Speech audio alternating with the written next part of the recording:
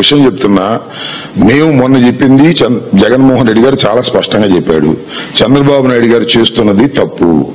ఆయన చేయదలుచుకుంటే సింగిల్ రాజధానిగా పెట్టదలుచుకుంటే గుంటూరు విజయవాడ మధ్యనే 500 ఎకరాల్లో నిర్మించవచ్చని సలహా ఇచ్చారు.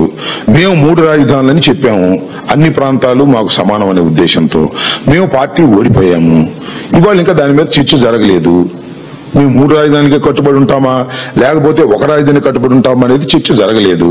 చర్చ జరిగిందా నిర్ణయించుకుంటాం అంటే మీరు అడుగుతున్నారంటే ఏంటి అర్థం? ఒకటి మాత్రం నాకు చాలా సంతోషంగా ఉంది. అదేంటంటే, ఏమండి మీరు అధికారంలోకి వస్తే ఏంటి పరిస్థితి అడుగుతున్నారు అన్ని చోట్లకి ఎక్కడికి వెళ్ళినా. అంటే మేము అధికారంలోకి వస్తున్నామనే విషయాన్ని ఆ ప్రశ్నించే వాళ్ళందరికీ అర్థమైపోయింది అనమాట.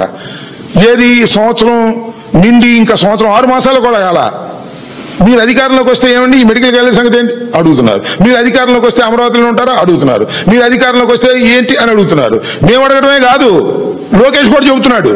మేము ఊరు వెళ్ళామండి, అక్కడ జగన్మోహన్ రెడ్డి గారు అధికారంలోకి రావడానికి గ్యారెంటీ ఏంటి అని అడుగుతున్నారంట.